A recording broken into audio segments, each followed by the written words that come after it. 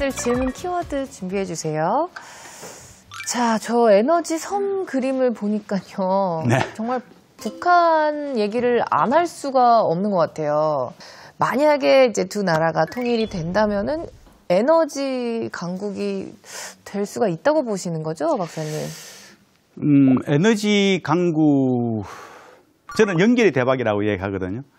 혹시 우리가 북한하고 관계가 좋아져서 통일은 아니더라도 연결이 되면은, 그래서 저렇게 러시아의 값싼 천연가스를 우리가 수입을 하는데 다 LNG를 수입하거든요. 그러면 천연가스 기체잖아요. 그거를 액화를 시켜요. 특수 선박이 실어요. 그래서 태평양 대서양을 건너서 다시 오면은, 통영이나 인천에 오면은 다시 기화를 시켜야 돼요. 그 비용이 굉장히 많이 드는 거예요. 근데 파이프라인은 생산지에서 바로 파이프라인 깔아가지고 기체로 보내버리는 거예요. 그냥 받아 쓰면 되는 거거든요.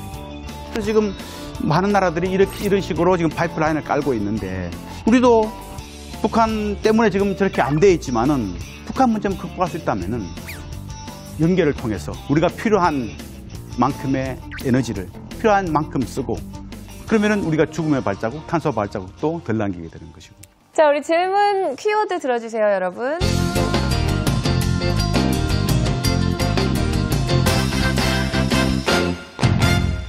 그 슈퍼그리드에 대해서 지금 유럽이나 아프리카에서 그게 형성이 되어 있다고 들었어요.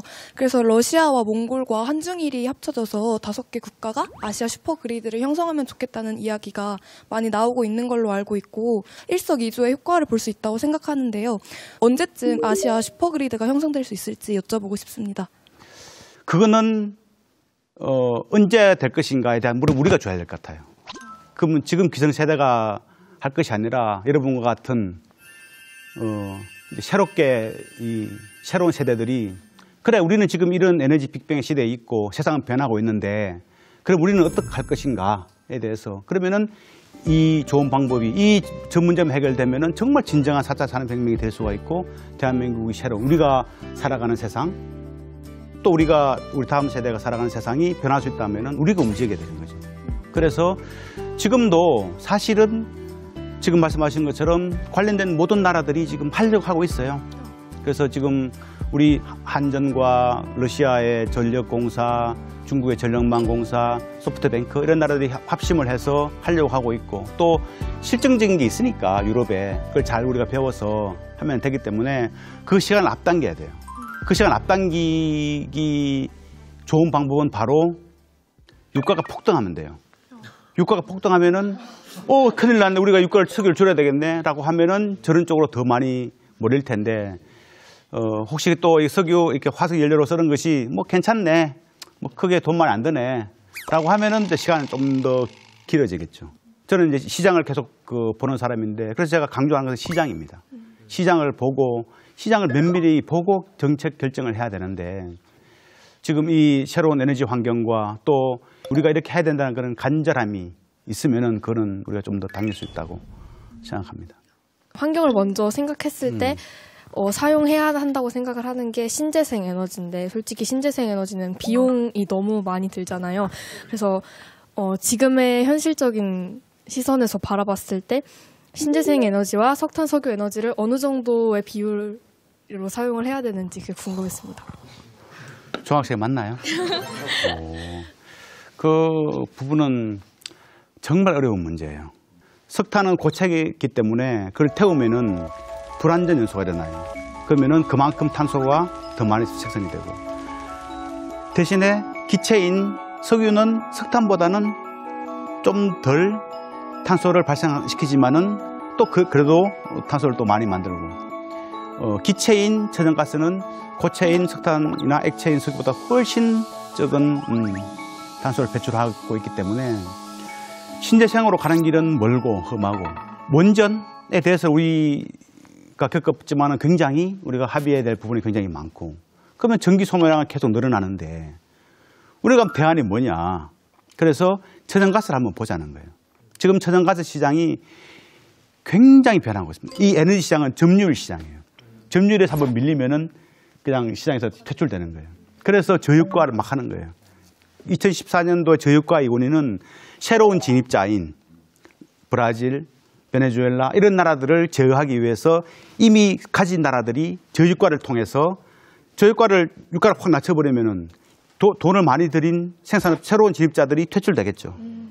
그런 전략을 펴고 있기 때문에 지금 천연가스도 마찬가지예요. 미국이 수입하던 나라가 천연가스 물량을 확 내놓으니 그래서 카타르가 가장 큰 LNG 수출국이었는데 미국이 LNG를 수출하는 거예요. 카타르로서는 큰일 났잖아요. 그래서 그 LNG 터미널을 굉장히 더 많이 만드는 거예요. 미국한테 눌리지 않기 위해서. 석유보다는 천연가스 시장이 더 드라마틱하게 변하고 지금 중국은 천연가스를 가장 많이 쓰는 나라 중에 하나인데 카자흐스탄과 투르크메니스탄을 통한 파이프라인이 있거든요. 그 카자흐스탄, 그 투르크메니스탄이 천연가스의 보고예요. 거기 엄청난 천연가스를 쓰는데 아무도 거기는 들여다보지 않은 거죠. 왜냐하면은 메이저들은 석유만 필요하니까. 그런데 중국은 하다가 보니까 우리도 에너지 전쟁에 뛰어들다 보았는데 투르크메니스탄이 남아있는 거예요. 그래서 그거라도 가지자 했는데 천연가스 엄청나게 있는 거예요. 대박 나버린 거예요. 신의 한 수. 그래서 거기다 파이프라인을 쫙 깔아가지고 지금 엄청난 천연가스를 지금 투르크메니스탄에서 가져오고 있고. 그래서 2019년 금년도 말부터는 러시아로부터도 파이프라인을 가지고 와요. 그렇게 지금 천연가스 시장은 격동의 격등을 일으키고 있고 그 지금 우리가 LNG를 도입하고 있는데 우리가 세계에서 두 번째로 많은 LNG를 도입하는 나라였습니다. 일본이 가장 많고 그런데 작년에 이 중국이 이 파이프라인을 통해서 천연가스를 받아들이고 지금 LNG를 또 막 수입하는 거예요. 그래서 우리나라를 앞질러서 우리나라가 3등. 그래서 우리가 여기서 싸울 것이 아니라 원자력이 문제가 있고 석탄이 문제가 있다면은 그러면 이것을 어느 정도 줄이자. 그러면 어느 정도 줄일 수 있느냐. 그러면은 그걸로 대체할 것이 뭐냐. 천연가스. 그럼 천연가스는 시장 상황이 어떻느냐. 그럼 우리가 얼마에 가져올 수 있느냐. 그럼 앞으로 10년, 20년 상황 상태가 어떻게 될 것인가에 대해서 고민을 해야 된다는 거죠. 시장을 보고. 그래서 제 판단은 천연가스가 지금 20%밖에 안 되지만은 우리가 전기를 만드는데 20% 정도 되지만 좀 더 늘릴 수가 있고 그래서 신재생이 좀 더 안정적으로 될 때까지 시간을 좀 버는 그래서 우리가 몸에 좋으면은 유기농 제품 조금 비싸더라도 사 먹잖아요. 우리가 이 전기를 석탄으로 만든 전기를 쓸 것이냐 아니면 좀 더 환경적인 친환경적인 천연가스로 만든 걸 쓸 것이냐 그러니까 우리 소비자들이 선택을 좀 해주면은 어려운 이야기지만은 해주면은 좀 더 빠르게 변할 수 있지 않을까. 스웨덴에서 뭐 선거 같은 거 할 때 이 정치인들이 이 에너지하고 환경 문제에 대해서 저희가 막 이런 정책을 홍보하고 앞으로 어떻게 할 건지 그런 거를 되게 열심히 설명하고 스웨덴 사람들이 그거를 고려해서 투표해요. 근데 한국에서는 그게 잘 안 돼 있다고 느껴졌어요. 맞아요. 그래서 뭐 창피합니다. 예. 박사님은 뭐 앞으로 어떻게 뭐 제가 그 기자 생활을 계속 이제 오래 하고 있는데 이 에너지 이슈가 신문의 일면이 된 적이 없었어요. 그래서 저는 그게 참 부러워요. 항상 가면 환경, 에너지 그건 우리의 문제가 아니라 우리 다음 세대의 문제잖아요. 에너지는 우리가 쓰면은 그것이 그럴 거다는 것이 아니라 그 다음 세대에 영향을 주고 그러면은 우리가 좀 더 진지하게 토의를 해야 되는데 그런 것에 대해서 참 없었다는 게 참 안타깝고 그래서 결국은 에너지는 정책이에요. 정책이 만드는 거예요. 그 정책은 또 우리 소비자들이 만드는 거예요. 뭐 국회의원들이 정치인들이 그냥 뭐 마음대로 만드는 것이 아니라 우리가 의지를 보여주면은 그 정치인들은 또 따라서 움직일 수밖에 없으니 신재생 에너지나 그런 전기 에너지 같은 경우에는 저희가 전기 자동차를 충전할 수 있는 그런 충전 센터가 지금 많이 없잖아요. 그런 것처럼 현실적으로 이런 것들을 사용할 수 있는 인프라가 언제쯤 우리나라에 구축이 될 수 있는지가 궁금합니다. 인프라 문제가 가장 크죠. 우리가 전기차, 수소차 이야기할 때 수소차 충전소를 누가 찾아봤대요. 그러다가 얼마나 가까이 있는지. 그랬더니 반경 400km 안에 있다 그러더라고요. 400km가 우리나라는 이제 어디 그만큼 없다는 거죠. 수소차를 타고 싶어도 인프라가 안 되면 충전을 못하면 안 되는 거죠. 전기차도 마찬가지고. 그래서 결국은 인프라가 전기차의 미래는 여러분 혹시 전기차가 연료의 문제예요? 배터리 효율성의 문제예요? 그렇죠. 전기차는 자동차 자체의 문제예요. 연료의 문제가 아니라 전기차는 자동차 자체의 진화예요. 자동차가 진화하기 위해서는 자율주행이 되기 위해서는, 스마트카가 되기 위해서는 배터리가 돼야 돼요. 지금처럼 내연기관, 석유를 기반으로 한 자동차에서는 배터리가 안 돼요. 그래서 이 연료가 어떻든 자동차가 진화하기 위해서, 자율주행 시대를 열기 위해서는 전기차로 가야 되고, 그 전기차를 만들기 위해서 지금 여러 노력을 하고 있는데, 그게 바로 핵심은 바로 결국은 소비자들이 써야 되니까. 에너지는 정책이고, 정책은 우리가 바꾸는 거예요. 우리가 바꿀 수 있습니다. 정책을. 그래서 지금 주유소에서 기름만 넣는 것이 아니라 그 배터리도 충전할 수 있는. 그래서 어떤 회사에서는, 모 기업에서는 차가 들어오면 그냥 차가 들어오면 휘발유 넣고, 전기차가 들어오면 전기차를 넣고, 또 그런 식으로 할 수가 있고. 수소차 같은 경우도 지금 LPG 같은 경우는 기체잖아요. 기체라서 좀 규정이 있어서 좀 외곽이 있어요. 근데 지금 LPG 차는 약간 좀 줄고 있거든요. 그럼 그걸 활용할 수 있는 방법도 있어요. 그래서 LPG 설비를 수소차 충전할 수 있는 설비를 또 활용할 수 있는 그런 부분들. 결국은 아이디어예요. 아이디어는 관심이고, 그걸 통해서 우리가 좀 저변을 확산시킬 수 있는. 자, 오늘 에너지 빅뱅하고 질문 빅뱅이 만났습니다.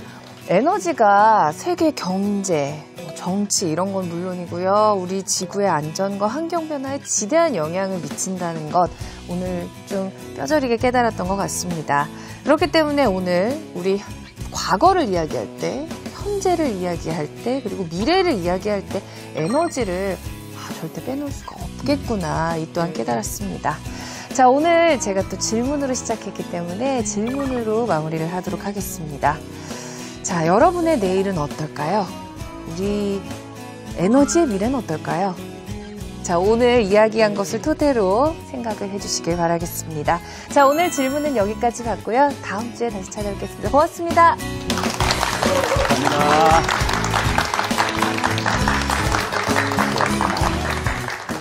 에너지 사용은 내가 사용한 만큼 제3자에게 피해를 줄 수 있습니다. 상당히 우리나라의 에너지 소비가 다소비 국가입니다. 온난화에 따른 인류 재앙을 경고하는 목소리가 곳곳에서 나오고 있습니다. 에너지가 많이 쓴다고 해서 뭐 나쁘다라고는 할 수는 없을 겁니다. 아주 꼭 필요한 필수제입니다. 합리적으로 효율적으로 쓰느냐. 혁신이 일어나야 하고 일어날 것이다.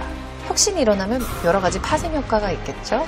에너지 효율 향상이라고 하는 부분은 일자리 창출, 산업 경쟁력 향상, 또 한 가지가